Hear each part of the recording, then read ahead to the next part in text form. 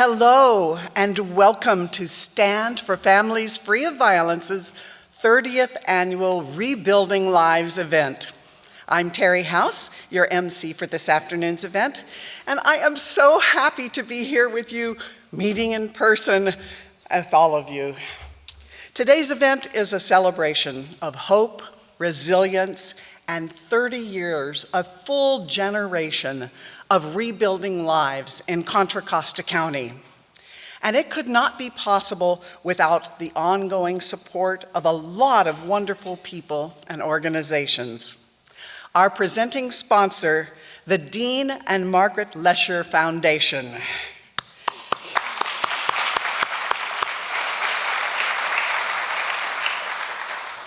Our leader sponsors, City National Bank, John Muir Health, Martinez Refining Company, Jamel and Tom Perkins, and Miller Star Regalia. Our benefactor sponsors are Linda Best, Bridgepoint Funding, Angie Coffee, Kitty Cole and Associates, F&M Bank, Anthony Garcia, Joseph Seba Group, Kaiser Permanente,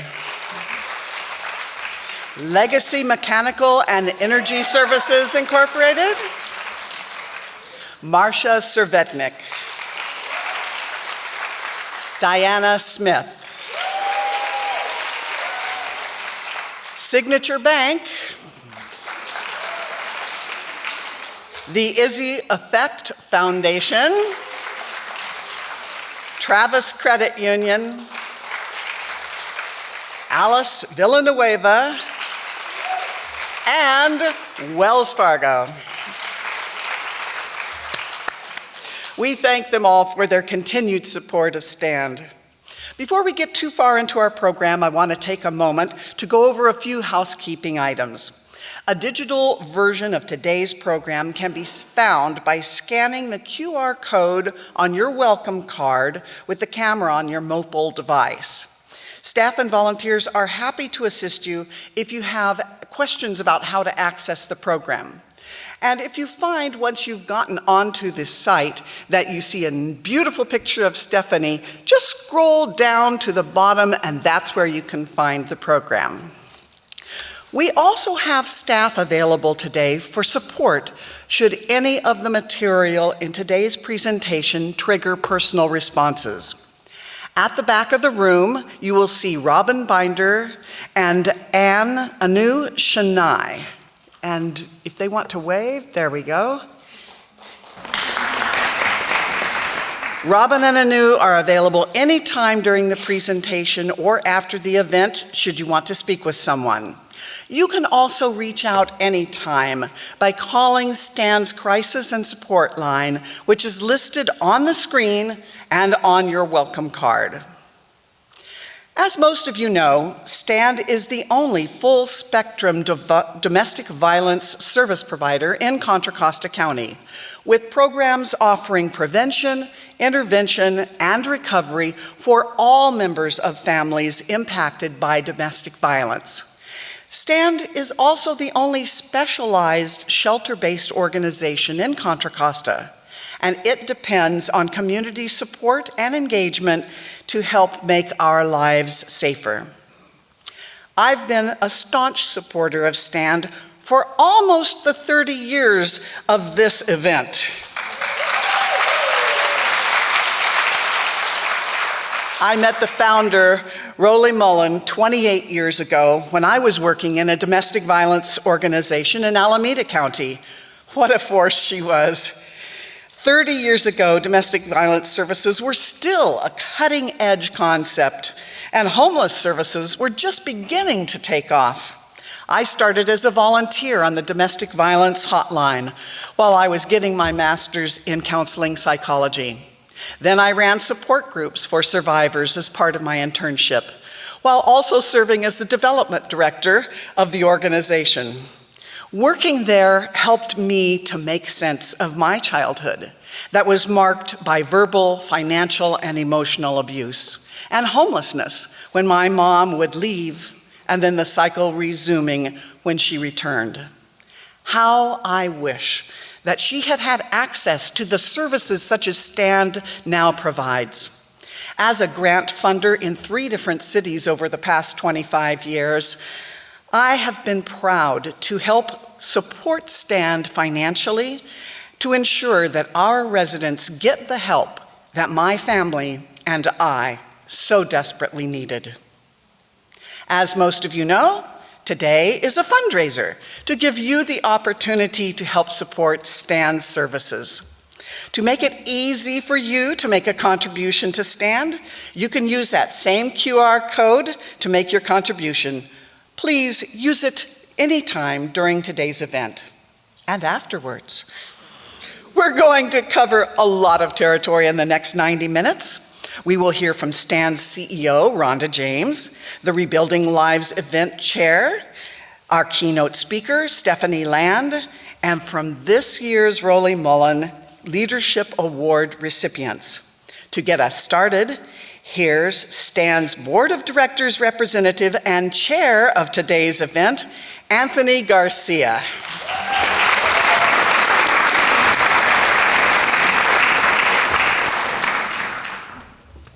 Thank you, Terry.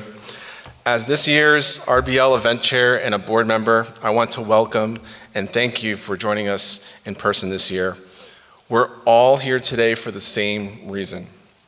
We care deeply about safety and the health of our communities. So let me start with a note of gratitude for those who have made this year's Rebuilding Lives event possible. Thank you to our sponsors. We appreciate your continued support of Stand and the Rebuilding Lives event. And to our first-time sponsors, welcome. We are so appreciative of your partnership and your trust.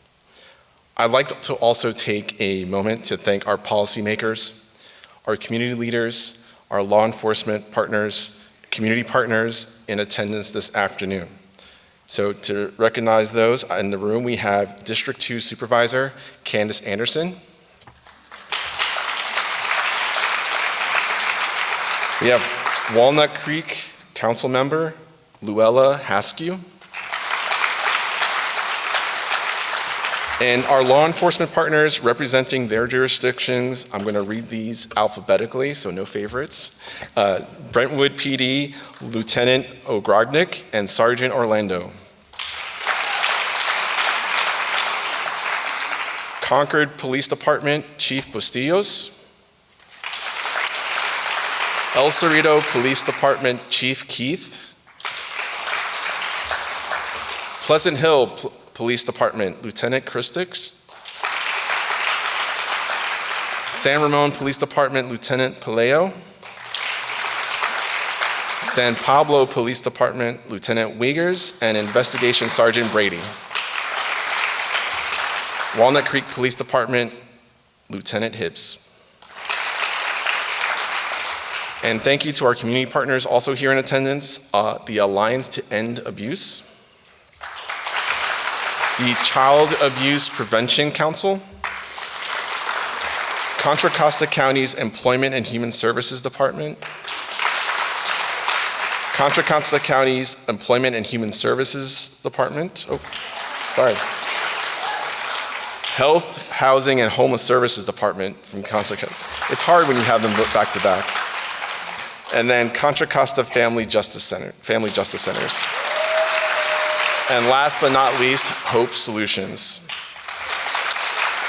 I want to also acknowledge and thank you to my fellow board of directors and the hard work of the Rebuilding Lives Committee, the staff, the volunteers that are taking time out of their day here to be with us and to make each and every moment of this event possible. I want to thank everyone for your support And I'd like to introduce the one and only, the Stand's Chief Executive Officer, Rhonda James.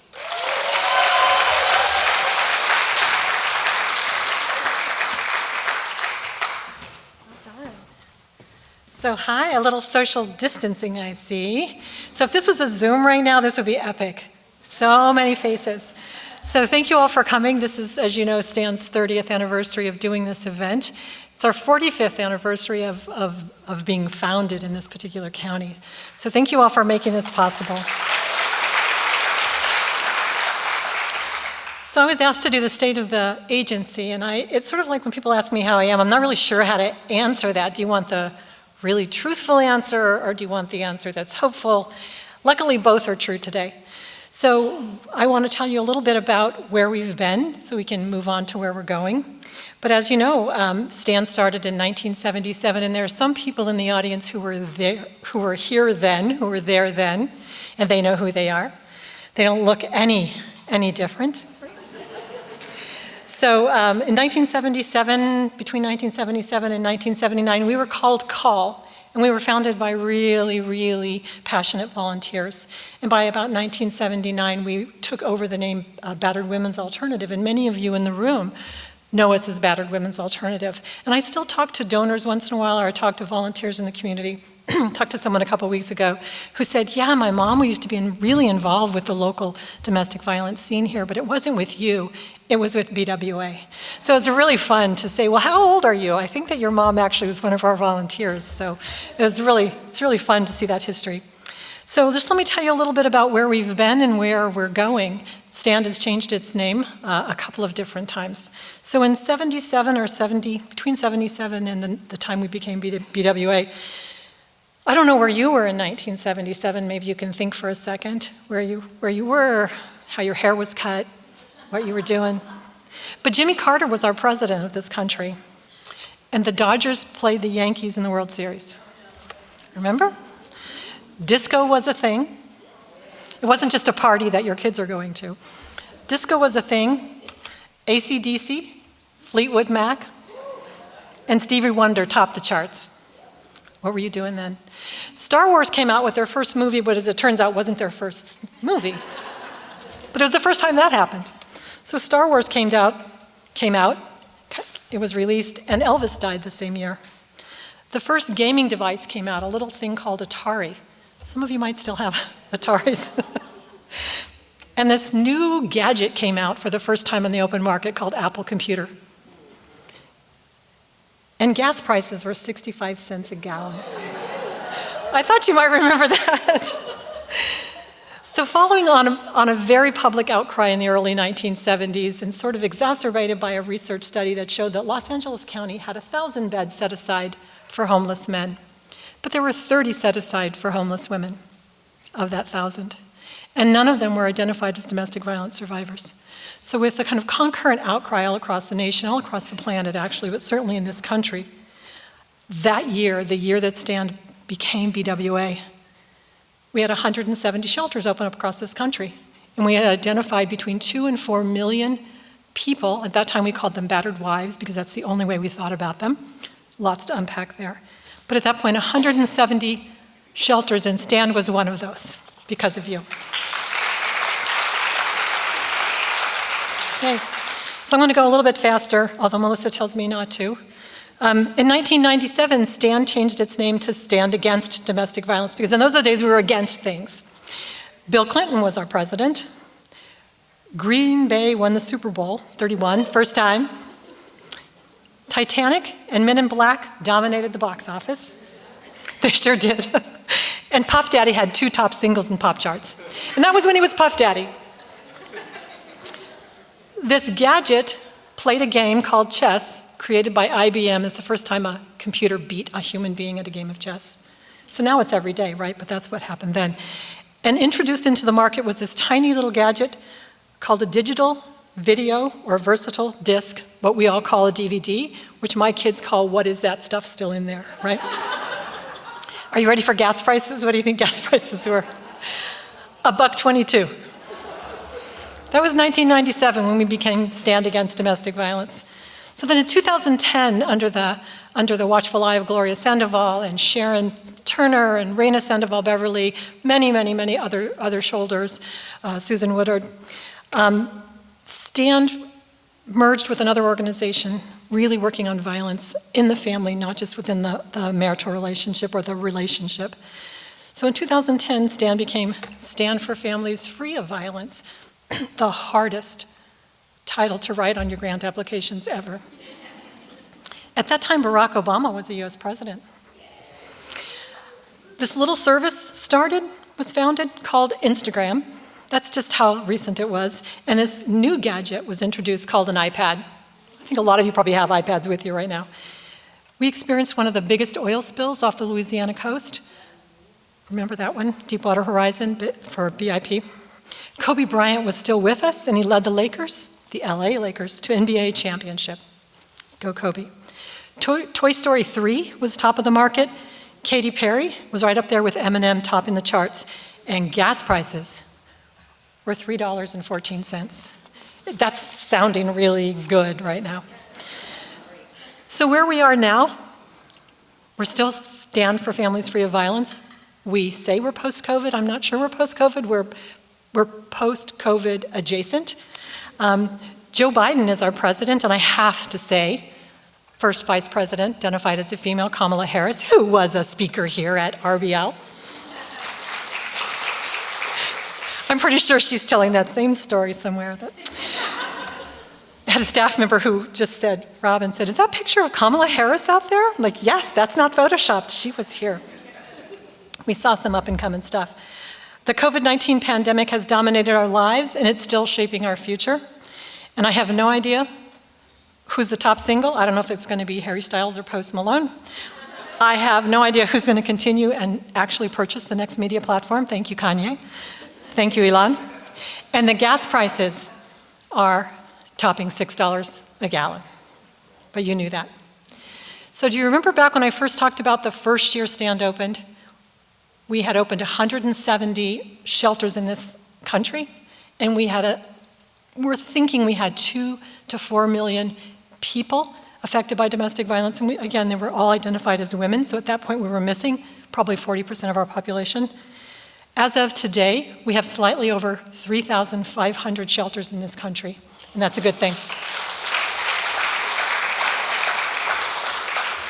We know that collectively we serve far more than 10 million survivors a year, and we do this count every year as part of the national efforts. 10 million, and I'm sorry to say, it's a growing number and it's trending up.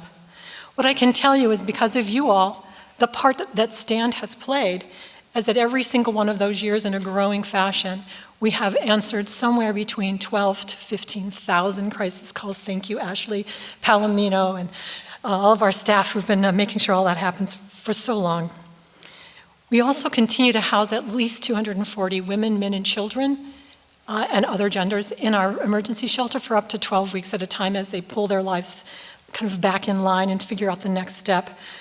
We're happy to say we have served more than 7 families a year fully in transitional housing with our own apartment. And now because of our partners, our housing partners, and we have a really big crush on our housing partners right now, really have leaned into that nexus between homelessness, poverty, and domestic violence. We know that they create one another, they cause one another, and they can fix one another. TV can't fix homelessness, you know what I mean. So thanks to our housing partners, we are actually touching more families with permanent supportive housing. We continue to treat with great respect at least 2,000 survivors within the community. Those are the people that we don't always think about because they don't necessarily need our shelter, but they need our other wraparound services. We serve close to, in a non-COVID year, close to 2,000 youth in our prevention program. Thank you to our prevention team, which is a dynamo. We also serve between 60 and 80 youth in our trauma-focused counseling program every year, and we serve hundreds of adults trying to overcome violence in their relationship. I'm almost finished. Stand was founded and continues to exist because the need to interrupt violence and to serve our community still exists, and we do it because you've been with us the whole time.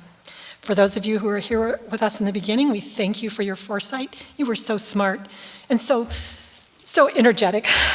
For those of you who've shepherded us in our middle years, we say thank you for your fortitude. Many of you are here today. And for those of you who've recently joined us, we say welcome to our next chapter, ending the multi-generational cycle of family violence. Thank you.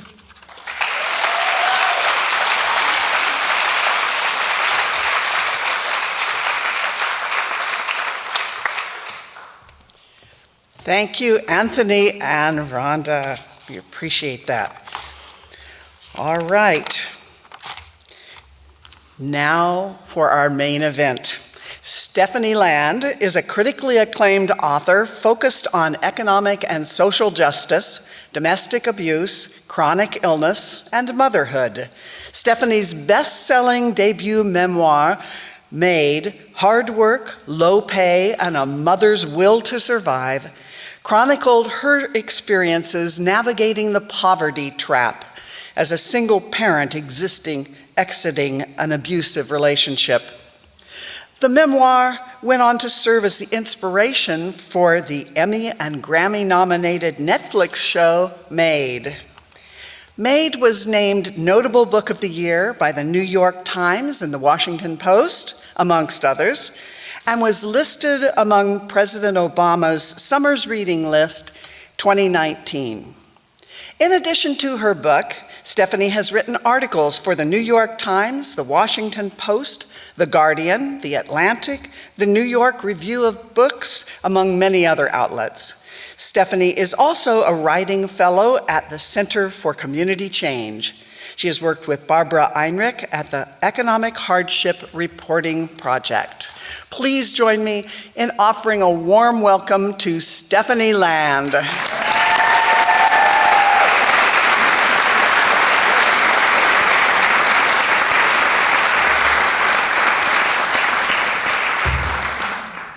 Thank you.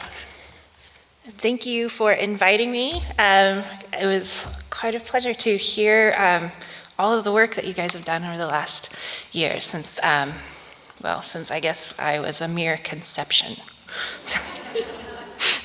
I would just like to take a moment to say that it's an honor and an absolute privilege to have the opportunity to speak to all of you today. I want to thank you for listening. It gives me a lot of hope to know that people are still out there and that my story is reaching so many ears. Because it was January of 2019, which seems like a bit of a lifetime ago by now, that my memoir, Maid, was published, and it received critical acclaim. This honestly really surprised me. I didn't expect anyone to pay any attention to a single mother living in poverty and working as a house cleaner and struggling to make ends meet. Because for me, it was an isolating and invisible existence. At times, I had no idea how I would make it out. Maid is my very personal story of survival, and it is also a story of privilege. I have wondered and unfortunately often reassured that some people are grasping onto my story because I look like them. I could be their sister or their neighbor because I am plain-faced and white. Because I am described as educated and inspirational and resilient. We don't like to hear from people who aren't those things. We especially don't like to hear from people who live in systemic poverty or systemic racism, people who endure personal attacks on their gender identity or for who they love, their stories of struggle. For many, struggle is almost completely wrapped in shame. We distance ourselves from stories of hardship. As a defense mechanism, we distance ourselves from people who live in poverty, because poverty is a scary and vulnerable place to imagine. Think of losing your home and your belongings and moving your children into your car. Then think of that car breaking down. But this is the existence for millions of Americans who currently face eviction, who have lined up at food banks in the last 2 years for the first time and waited for hours. The shock in how quickly this happened at the beginning of the pandemic is what I've been kind of screaming about for the last half a decade. Whenever they came out with new reports that said Americans were 2 lost paychecks one major medical emergency, or even $400 away from severe food and housing insecurity. I never thought that I would witness it happen in real time. Last year, our current administration began distributing cash payments to families as an expansion of the child tax credit. What made this program incredible was that for the first time, people who had earned no income could still qualify. Even though this program has now lapsed and is yet to be renewed, a monthly payment of up to $300 per child was enough to cut child poverty in half. The Urban Institute projected child poverty to decrease by 61%. Financially, this is true.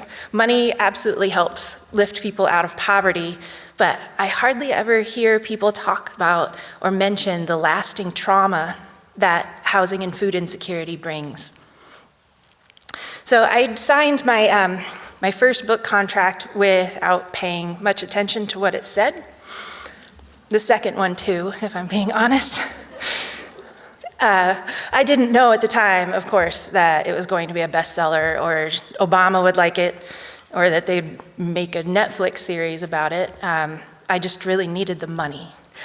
I was a single mom with a then 2-year-old and 9-year-old living in low-income housing, and because of a freelance paycheck that was late that would have paid our bills for a month, I hadn't eaten much for a few weeks, subsisting on pizza that I paid for with a paper check that I knew would bounce.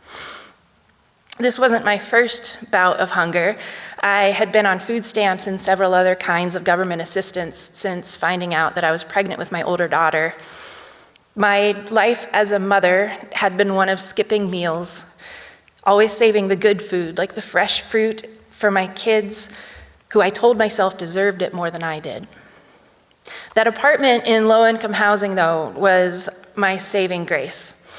Housing security after being homeless and forced to move more than a dozen times in just a few years was what I needed the most. Hunger I was actually kind of okay with, but the fear of losing the home where my children slept was enough to cause a mind-buzzing anxiety attack that just would not let up. That kind of hunger does change you, though. As your body begins to claw at you, and your stomach churning in anger, you become acutely aware of the meals that people don't finish and every half-eaten apple that's been thrown in the trash. When the advance money to write the book came, I wasn't exactly completely free from poverty. I got a book deal that most writers, especially Black, Brown, Indigenous, and people of color, do not receive. It was an amount of money that didn't seem real, and so I was scared that it was going to disappear as soon as it showed up. I could fill my fridge again and even go out to eat at a nice restaurant, but I had $20,000 in credit card debt, a truck that kept breaking down, and $50,000 in student loans. I had years' worth of untreated complex PTSD and generalized anxiety disorder. And beyond that, mentally speaking, living in poverty is like walking a tightrope over a floor that is about to drop out from under you. Every time I felt like my head was finally above water, and when I had the day off and wanted to take my kids out for the afternoon, that's when my car wouldn't start. My brain had kind of learned to be suspicious of good things and almost fear them. And as things started to feel more comfortable, the panic attacks would scream, when will the bad thing happen? Because I know it's there. In the year leading up to the publication of my book, I woke up in panic maybe 100 times. By the time I was on book tour, it happened every morning at 4 a.m., no matter what time zone I was in.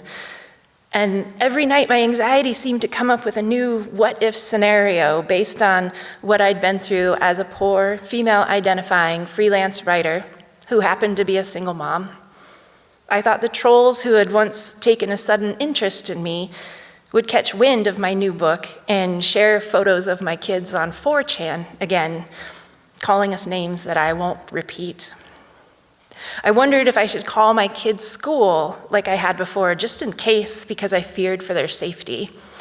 Since I'd started publishing pieces about being on food stamps, I had experienced enough death threats to pay a service to keep my personal information off the internet. When I started meeting people who had read my book, I was really unprepared for their hugs and their stories of trauma and survival and their words of appreciation. People saw themselves in my story. It had been my hope, but not my expectation. As a shy introvert, I had no idea what to do except smile and nod and say thank you. Then it started happening in grocery stores and in public bathrooms. And when I dropped my kindergartner off at school, I could usually spot them coming, but sometimes they surprised me. Like when I heard, "Oh my God, are you Stephanie Land?" from the pharmacy clerk, as I reached for a bag containing medication to assist my body's first of 4 miscarriages in a year. I had since moved to a house with a yard. My kids and I lived with a tall, very kind man that I had recently married and his daughter and a menagerie of goldfish and dogs. I was never hungry. I could afford to purchase clothes that didn't come from consignment stores or Goodwill. What's more, I had been pushed up to a different class of society, one that I had been mistreated by for most of my adult life. I no longer felt like I could be part of a community of people I had always worked beside and stood next to in line with to buy the cheapest burrito as our only meal for the day. After living in poverty for the previous decade, I was struggling to pay bills by cleaning poop off of toilets. It jarred me to be treated as an equal by people who previously could have been my clients. At parties that were put on by my publisher, I wanted to hang out with the caterers. I had tattooed the backs of my hands by then, something my tattooist called the everlasting job stopper, to not blend in even more. On book tour, people asked me over and over why someone like me had to clean houses for a living. Some even said, "Well, of course you made it out of poverty, but why do you think others can't?" Some even said won't, as if living in poverty is a decision that people make when they get up in the morning. People try to protect themselves by placing blame on poor people. They'll assume that all homeless people are drug addicts, that kids on free lunch programs have lazy and neglectful parents. I have heard these narratives constantly, being a tattooed single mother who writes about being on food stamps and then decides to publish those things on the internet. But what these people are really saying is, well, I didn't make the bad choices that you made. I made good choices. So I'll never have to worry about being like you. Because they cannot see that their life might only have good choices. It's not about the ability to make good choices. It's about having good choices in the first place. But what really happens in this assumption is that if I made bad decisions, then I brought it on myself, and so they shouldn't have to help me. Then, kind of suddenly, I was a success story, and an extremely likable one. I am very conscious that my story is the palatable kind of poor person story. There's no doubt in my mind that people paid more attention to it because I am white and hold a bachelor's degree. And even though my parents and all of my relatives grew up poor, I was raised in places with 3 bedrooms and 2.5 baths for most of my childhood. At 29 years old, my then 10-month-old and I had to move into a homeless shelter. It's where my book Maid begins with the line, "My daughter learned to walk in a homeless shelter." People have said that my tumble into poverty began with that unexpected pregnancy, but I've never seen it that way. My daughter, Story, didn't learn to walk in a homeless shelter because I'd chosen to bring her into the world. She took those first steps on that dirty, tiled floor because I'd just escaped an abusive relationship with only a couple $100s. And because my family had turned their backs on me or couldn't help us, and because I simply could not find work. And because I couldn't find work, a grant for childcare wasn't even obtainable. Because I needed to obtain a job that I could do while my daughter was at daycare and work at that job for 2 weeks before I'd even get the chance to apply for that grant. And because most of the daycare centers who accepted that grant were open Monday through Friday, 9 to 5, the evening and weekend work and the restaurant work that I had done through my 20s was not an option. Without office skills or a college degree, and in the height of a recession-era job market, cleaning houses rose to the surface as the only job that I could do. During those years, I worked through illnesses and brought my daughter to daycare when she was sick and should have been at home with me. My job offered no sick pay, no vacation days, no foreseeable increase in wage, and yet I begged to work more. Wages lost from missed work hours could rarely be made up, and if I missed too many, I risked being fired. My car's reliability was vital, since a broken hose or even a flat tire could throw us off and knock us backward and send us falling toward homelessness again. I relied on government assistance to survive. Childcare grants, food stamps, Medicaid, utility assistance, and even gas vouchers were absolutely vital and made it possible to use my limited income for rent, because the rent always eats first. After paying bills, I often had no more than $20 left for the month, which immediately went to things like soap and maybe work clothes or tampons. No matter how hard I worked, it never felt like it was enough, or that I was enough. And this became my unwitnessed existence as I polished another's to make theirs appear perfect. In writing Maid, I hoped that the book would change the stigmas that surround single mothers, especially the ones who live in poverty. The stigmas that say we somehow deserve hardship because of the terrible decisions that we made to get us there. I hoped that people would see how hard we work to make ends meet and how fiercely we love our kids and how much we struggle to be enough while the government scolds us, telling us that we're becoming dependent on things that they call handouts, but we call means to survive.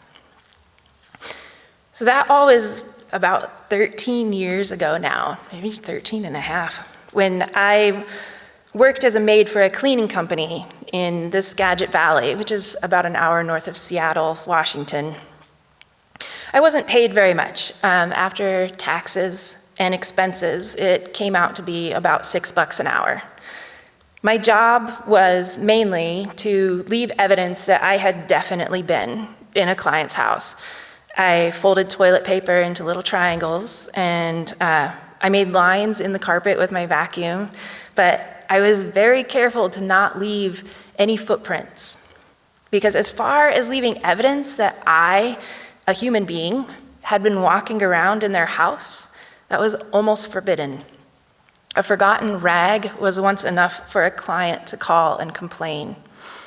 Only the work, the end product, could be visible, but I walked around in their house like a nameless ghost. I did all of this to not only survive, but to take care of my daughter, who was 2 at the time. We lived in a 300 square foot studio apartment, but we were never home that much. During the day, I cleaned houses, and after she went to bed, I worked through college classes that I took online. And after homework, I tried to find time to write, even if it was just 10 minutes a day. As a house cleaner and as an introvert, I mostly enjoyed being alone in these houses. But one of my cleaning clients, man, they had this huge house. It was 3 floors and 4 toilets. And I called this house the clown house because the staircase to the top floor was like lined with these paintings of clowns for some reason. And I was convinced that if I didn't duck down and try to not look at the paintings and glanced at the eyes, they would follow me. The clown house had a pretty big driveway, and then it dropped down into their garage. So if you can imagine where the top of the driveway is by the mailbox, you're kind of at the same level as the top floor of the house. When I started cleaning the clown house, I naturally parked in their driveway and went in the front door and opened the garage and hauled in my supplies, the cleaning kit and the bags of rags and the mop, and it took several trips. I spent 6 hours cleaning that house, and while I was there, my car, this 1983 Honda Civic wagon that my daughter and I had lovingly named Pearl, was parked in their driveway. And Pearl, she was an older gal, and she would leak a few drops of oil while I was there. The owner of the clown house didn't like this. They didn't want to see that oil, or I took it as evidence that they didn't want to see evidence that I, a poor person with a shitty car, had been in their house all day. The owners called to complain and requested that I park up by the mailbox instead, not using their driveway at all. This other house I had, I called the porn house, for reasons you can imagine. I'll save you on details as to why, but the lady left a note if she wanted me to change the sheets, which was not my favorite job at the porn house. And she wrote, "Please change the sheets." I worked in this woman's home every other Wednesday for 3 hours for 2 years, and I don't think she ever bothered to learn my name. I did see her in a grocery store once, recognizing her immediately from all the pictures that were on the walls. She was leaning over, like squinting at some steaks or something, and I stopped and I stared at her before I caught myself and rushed by. Then I realized this woman had no idea who I was, and certainly no idea what I looked like. But I knew her. I knew that she had just made a very sudden and uncharacteristic switch to a peach-scented shampoo.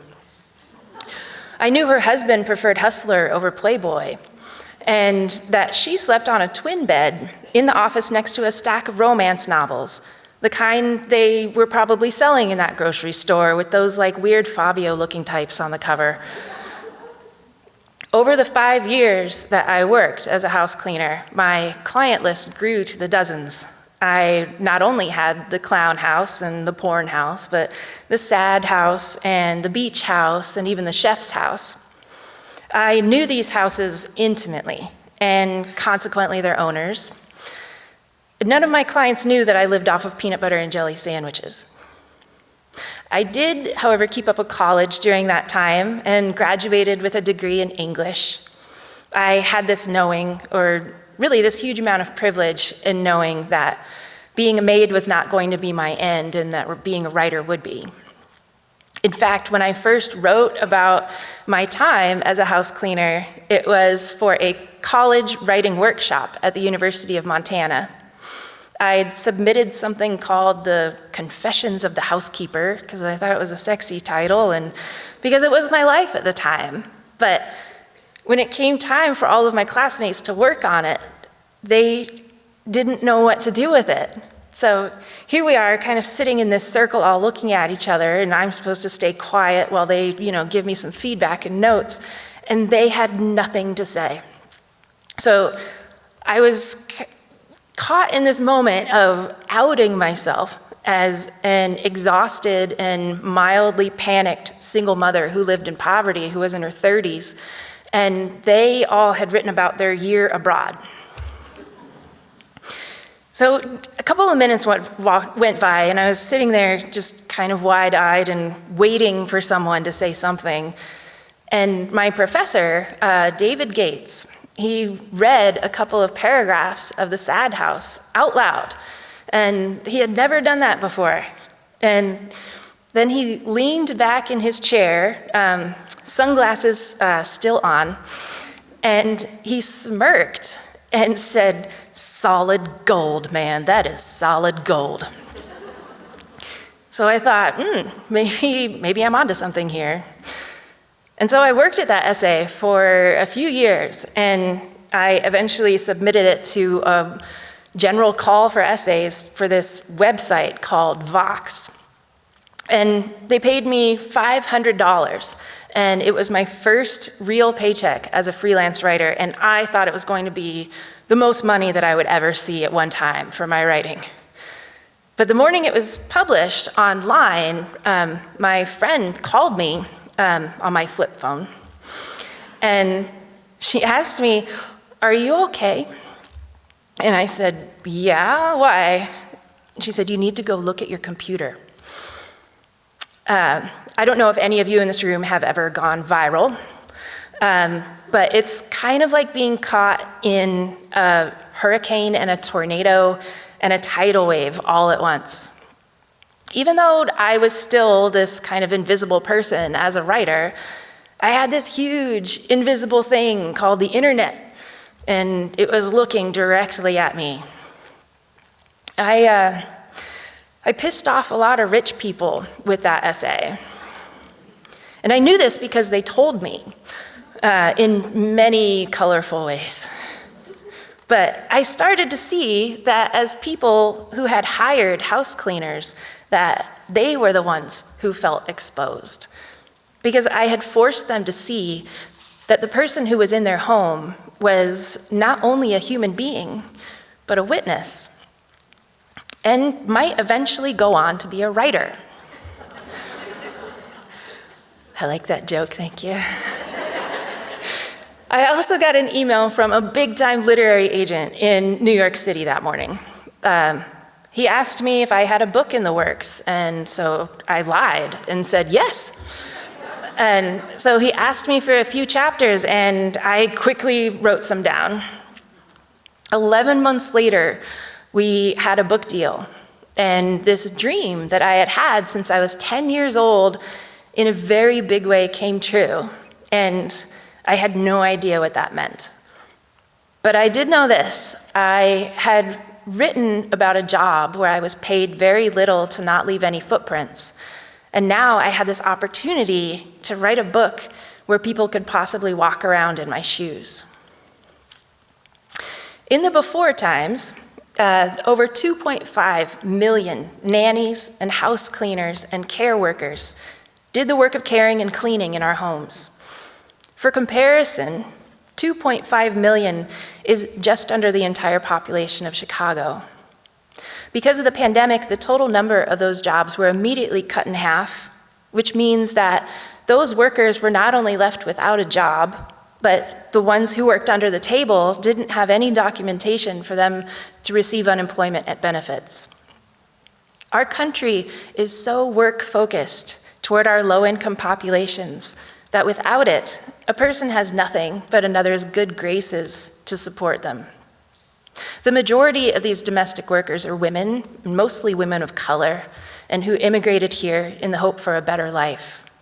They take care of what is most important to us, and yet they are often the least valued and the most vulnerable. Take a few seconds just to think about the dozens of workers who have already cleaned up after someone today.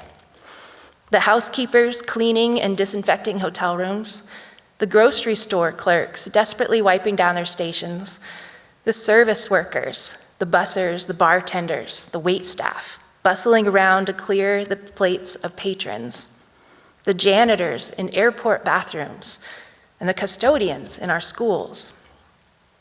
Throughout a global pandemic, we still expected people to clean up after us. We will always expect that. We feel deserving and sometimes even entitled for someone to cook for us, deliver our food, bag our groceries, and take care of our children. Yet our society treats those with a degree in higher education and a good-paying job with more dignity than someone cleaning public restrooms, even though our economy depends on low-wage workers who are desperate for paychecks. But these are human beings who work to make our lives easier. That's their job, is to make our lives easier. And we used to call them essential, but we are still failing them by not paying them a living wage, not allowing them access to health care, mental health care, and affordable housing, not allowing them to support their families while we literally hand them our children and expect them to support ours. As a country, we have historically lived by a myth that if you work hard and play by the rules and pull yourself up by the bootstraps, you're going to make it. For those who believe that myth, they also believe that if you're not making it, then you're simply just not working hard enough. But the math just doesn't add up when we're still fighting for 15. And estimates say a single parent would need to make at least $30 an hour to make ends meet, or work 140 hours a week at the minimum wage, federal minimum wage. For those who turn to the government for support, there's often an air of mistrust and judgment. The stigma surrounding those who use safety net programs, even unemployment insurance, is that those people just don't want to work. But in applying for food stamps, I had to not only constantly prove that I was working 20 hours a week, but that I wasn't squirreling away money somewhere or even driving a nice vehicle. My total assets were not allowed to be more than a few $1,000s, and that included my car. Saving for first and last month's rent and a deposit was impossible. Even a 50-cent pay increase could mean that I'd no longer qualify for food to feed my child. And the aid application process alone seems designed to discourage people from even trying. Paperwork was often dozens of pages thick and required access to a computer with an internet connection and a printer. Little things like mandatory appointments with caseworkers in the middle of the workday could present an impossible hurdle. I once spent 2 full business days in the waiting room at the Department of Health and Human Services because of a handwritten pay stub. My boss had made this mistake, and instead of printing out a new pay stub, she wrote in my hours and wages and taxes that were taken out by hand. When I was up for recertification, I handed in my photocopy of this, and my caseworker called me, and she seemed very angry with me.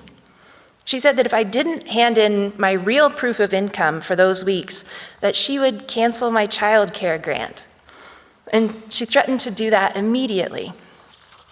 So the next day, I went straight to the office to show them the pay stub, took the afternoon off work, and because I wanted to show them the copies of all of my income for the last 3 months, and I waited nearly the entire day to be told that I just needed to get my boss to print out a new one. The handwritten one just wasn't going to work. And so I did that, called off work the next day, and went to wait to hand it in, fearful that if I didn't give it to them personally, I would lose my grant for childcare and my ability to work.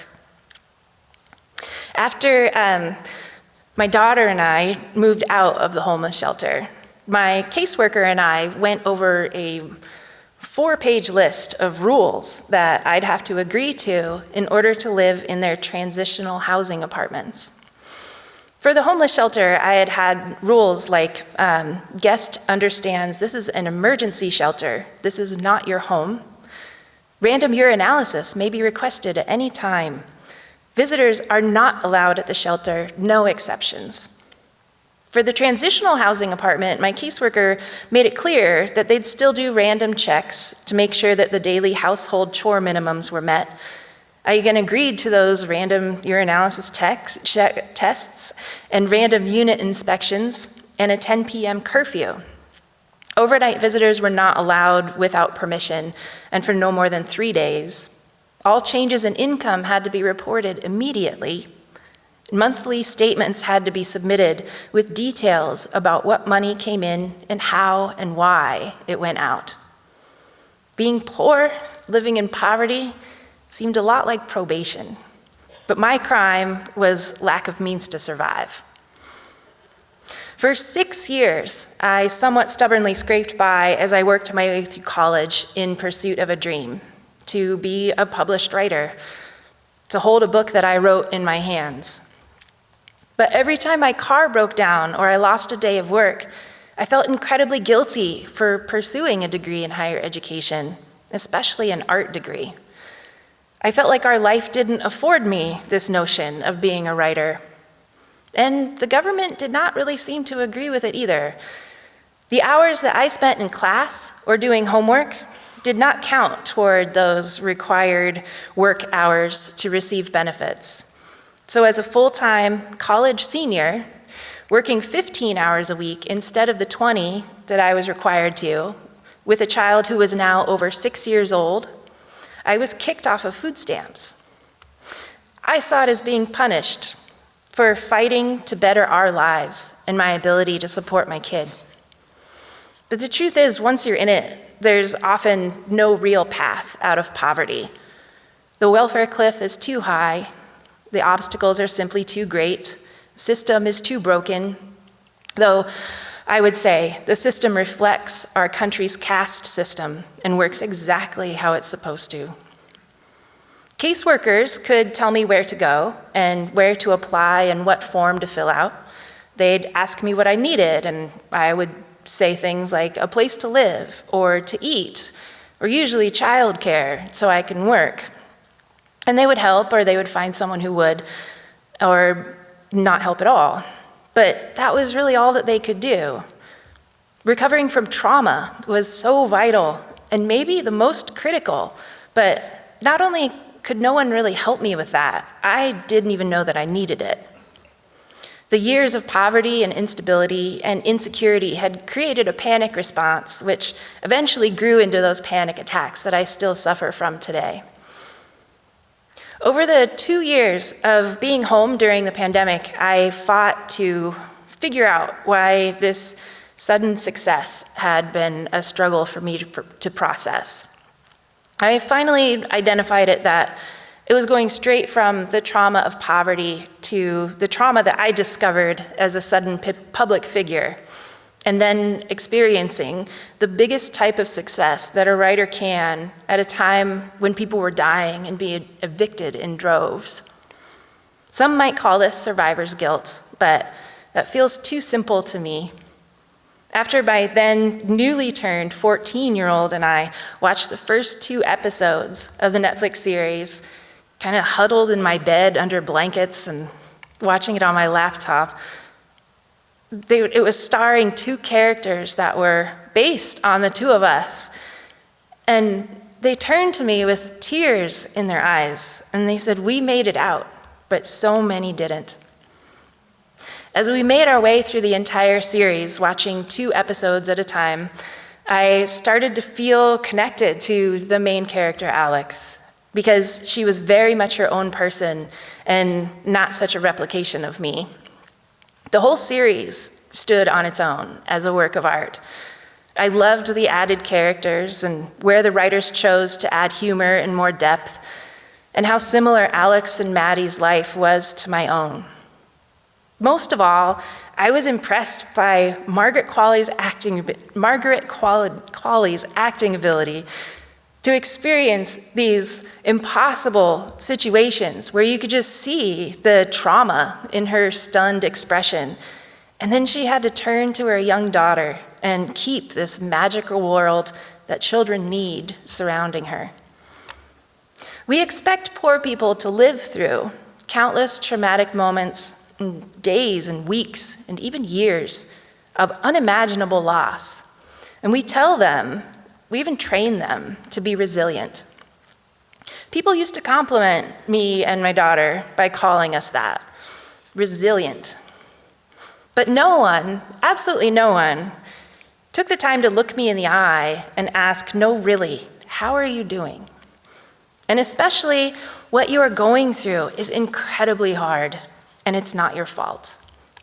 No one asked me how they could help, because they expected us to be resilient and to trudge through these impossible days that no one would choose for themselves, and hold our heads high as if we were proud to survive it. I wish that I had asked for help then. I wish that I had had the courage to speak up for myself like I am right now. But instead, I just hid. I was scared of someone finding out that I bought food with government handouts. I silently blocked friends on Facebook who posted anything that made fun of people on food stamps or accused them of taking advantage or spoke poorly of people on welfare. Welfare is dead, I wanted to comment, because there was no welfare, not in the sense that they thought of it as. There was no way for me to walk into a government office and tell them that I needed money in order to pay rent. If I was hungry, I could get a couple $100 a month for food. I could visit a food bank. But there was no cash to buffer what I actually needed to survive. And now more than ever, this cash, like that child tax credit or a universal basic income, is not only needed, but vital. As a single mom who was poor, I wanted so much at the time to see what I was going through represented in an authentic way in any form of media. I searched for it, and I found these movies and sitcoms that were full of these self-deprecating, coffee-guzzling, clumsy women with these witty, adorable children who found happiness in a handsome man. One of the lines from Hannah Gadsby's show, Nanette, said, "What I would have done to have heard a story like mine." But for many low-income people, the thought of writing their own experiences down and publishing them in spaces where people might actually read them is not only daunting, but unaffordable. But this is the only way that we're going to see change in our communities and in this country, is if we start lifting up the stories from people who have lived experience in the margins of society. I hope that you all listening to my experiences today begin to recognize the countless other stories just like it that still need to be told. One person wrote to me and said, "Your story is my story, only my daughter's name is Molly." Countless others, children of single parents, wrote to tell me how much of themselves they saw in my kid. Some sent me photos of their cleaning buckets, of selfies with their grown children who had just graduated college, saying, "I still work as a cleaner, but I made sure my kid got through college so they'll have a better life." But other emails and direct messages started to kind of invade my inboxes with questions that were rooted in anger. The most common one was, "Why didn't you get an abortion? Do you really think that what you experienced was abuse? What did all of this do to your children?" One woman was obsessed with my kids' mental health and kept messaging me to urge me to give them up for adoption. On Instagram, under this photo that I had posted of my youngest, who was about 5 at the time, smiling while eating this bright blue ice cream, someone commented how terrible it was to get pregnant when you couldn't afford kids. Through all of this, though, I tried to focus on the people who read my book and felt a little less alone. Because even though my book is about the gritty work of struggling to survive, to me, it has always been about a mother wanting what's best for her child. So my daughter's first name is Amelia, and she went by Mia when I wrote Maid, but she chose to go by her middle name just recently. And right after I'd handed in the first draft of Maid, I figured I should take her out to celebrate, because she's kind of the star of the book, and I couldn't have written it without her. She was about 10 at the time, and we started off the night by getting our hair cut. And my hairdresser is a friend of mine, and at one point she stepped back and she said, "Just think of all the work that you've put into this. I mean, you've basically been writing it since she was born." And as we walked to dinner, she was quiet for a few minutes, which is rare. And she said, "Is that why my middle name is Story, Mom? Because you were writing a book about me?" And I said, "No, Your middle name is Story because your dad didn't want that to be your first name. I gotta say though, Storyland is awesome. But the truth is, her middle name came from a quote that I saw in the John Steinbeck Museum right after I found out that I was pregnant with her. As you're leaving, there's this quote that's painted on the wall, and it says, "If a story is not about the hearer, he will not listen. And here I make a rule. A great and interesting story is about everyone, or it will not last." As human beings, we are all part of a much bigger story, but we must see each other. We have to pay attention. We must listen to each other.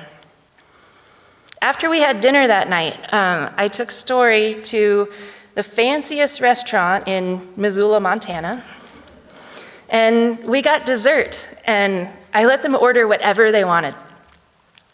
And she was pretty thrilled when she ordered a butter beer, and the waitress winked because she knew that that meant cream soda.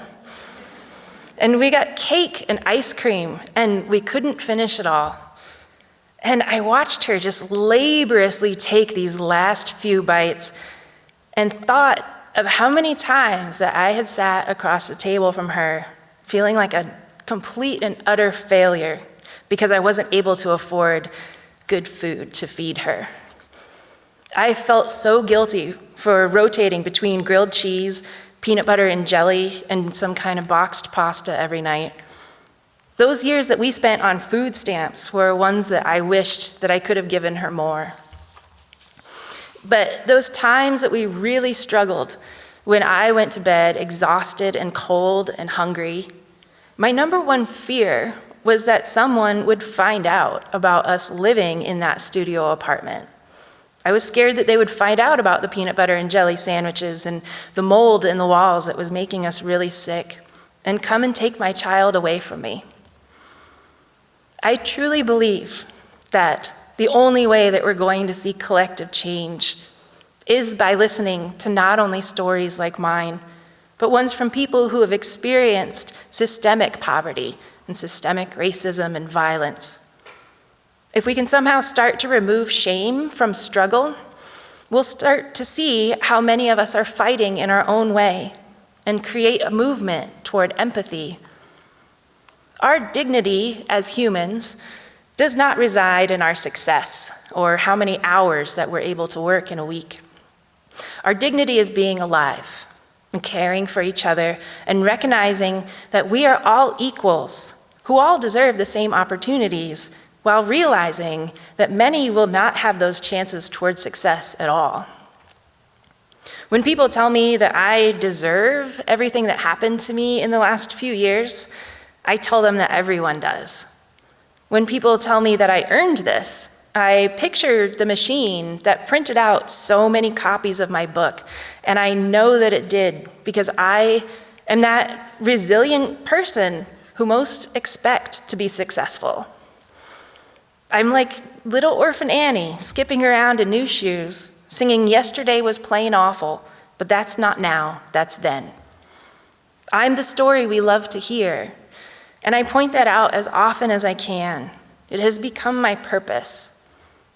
But as my friend Renee Denfeld once said, we live in a world that embraces the success story only because we are okay with the majority suffering. But we need to look marginalized people in our communities in the eye and listen to their stories of struggle and heartache and impossibility. We need to sit with the pain people in systemic poverty and systemic racism experience, especially because those two things go hand in hand. I am very honored by every invitation to share my story and every opportunity to hear others. But it shouldn't just be me speaking to all of you right now. We need to listen to people of color.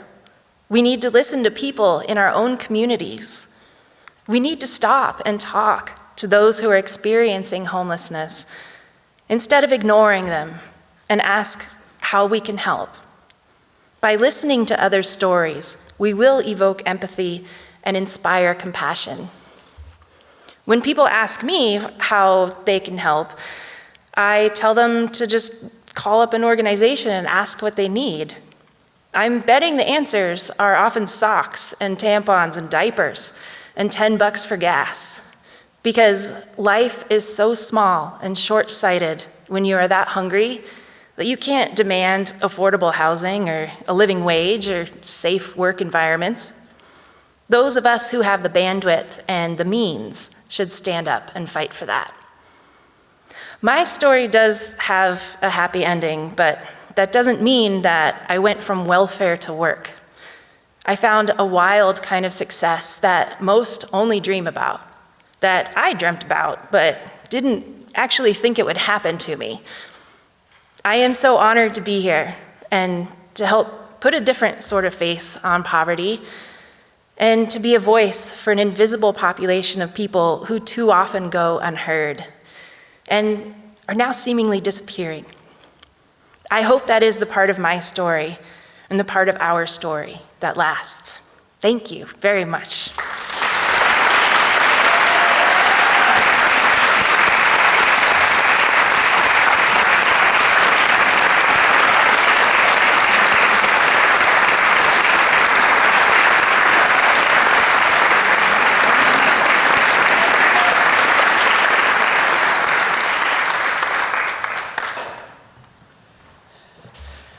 Wow. Thank you, Stephanie. Thank you so much for your honesty and for trusting us with your story and for urging us towards greater compassion and honesty and authenticity in our dealings with everyone around us. Next, our program turns to the presentation of the Rolly Mullen Leadership Award.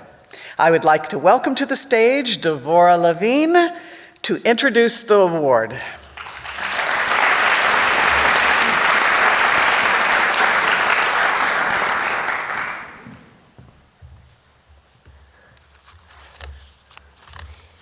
Thank you so much, Terry, and wow, thank you for sharing your really powerful story, Stephanie, with us.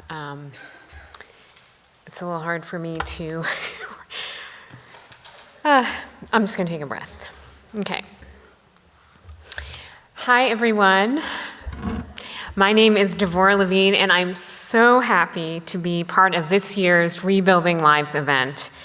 My history and connection to this event, to Stand, and to all of you runs very deep. I spent the early part of my career as a prosecutor, then as deputy director at Stand, moved on to work for Contra Costa County and led what was then the Board of Supervisors Zero Tolerance for Domestic Violence Initiative, now known as the Alliance to End Abuse. And now I am so happy to be presenting this award in my role as the executive director of the Dean and Margaret Lesher Foundation. I have had the privilege of knowing both the exceptional person this award was named for, Rolly Mullen, as well as the exceptional recipients this year, Contra Costa County's Health, Housing, and Homeless Team, also known as H3. Yeah.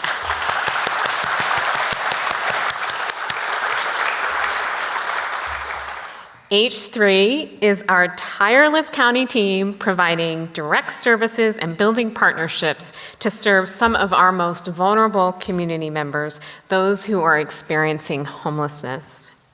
H3 is a division of the Contra Costa County Health Department led by Anna Roth, and the H3 team is currently led by Christy Saxton and historically by LaVonna Martin, and so many dedicated staff, which I cannot possibly name today, and many of them are here today, who serve our community with the deepest dignity, courage, and compassion for everyone. And I've seen it firsthand.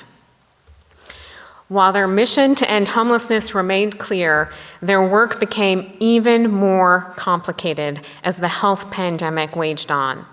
Their role as the backbone of homelessness services in our county included shoring up other organizations who also served, and to figure out how to safely shelter in place for those who didn't have a place. During the pandemic, H3 stretched even more than usual, if you can believe it.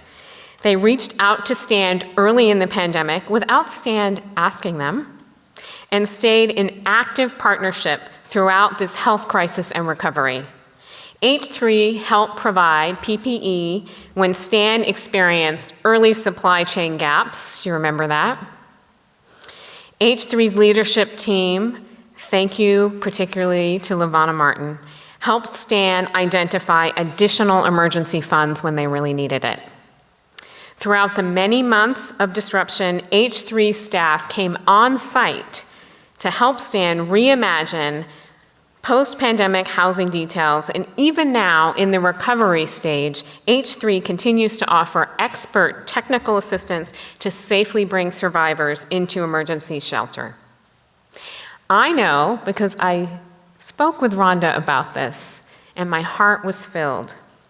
I know that Stand continues to be bolstered and strengthened by the intention and positive energy behind each interaction with H3 staff. Stand describes their relationship with H3 in concert with many other housing providers as a source of incredible strength that has fed their spirits, helping Stand's clients and staff throughout an incredibly difficult and isolating year. And so I want to thank you, H3, for your leadership. Congratulations on receiving Stand's 2022 Rolly Mullen Leadership Award. And I hope Jenny Robbins is going to come up here and join me.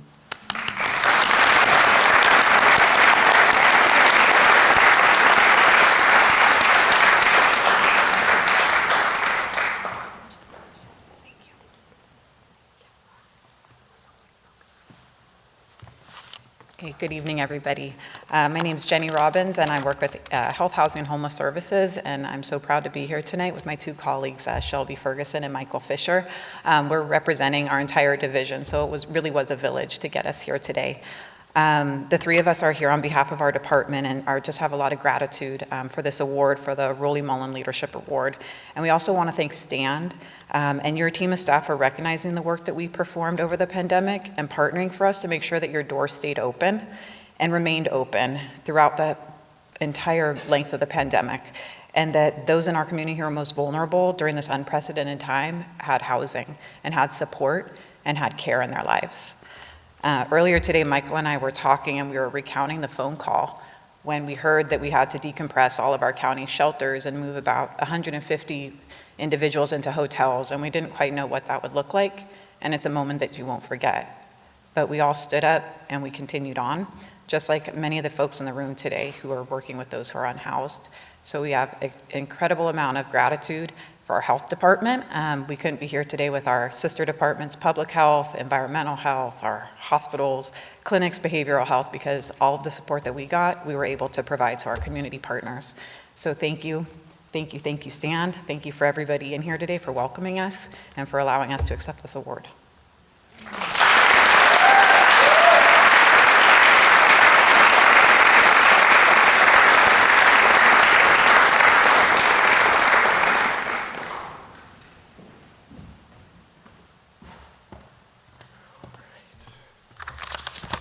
I'm going to join the other speakers with my own wow.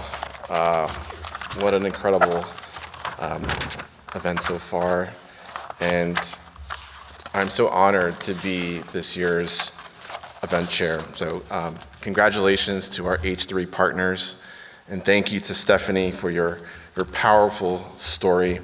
And as a token of our deep appreciation, Patricia Montgomery, the artist whose Love Shouldn't Hurt exhibit that's on display out in the lobby, has created a gift for you through her preferred medium of fabric. So Stephanie, if you may step out, I can present you with the special gift. There you go. Yes. Yes.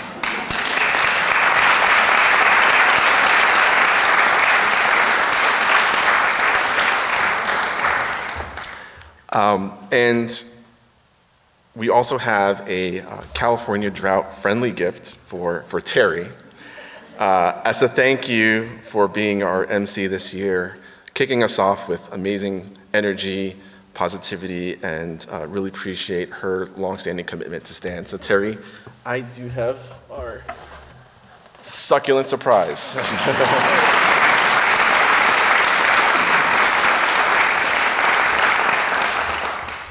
I want to thank everyone for attending today and to remind you that our event was recorded by CCTV and it will be available in the coming days.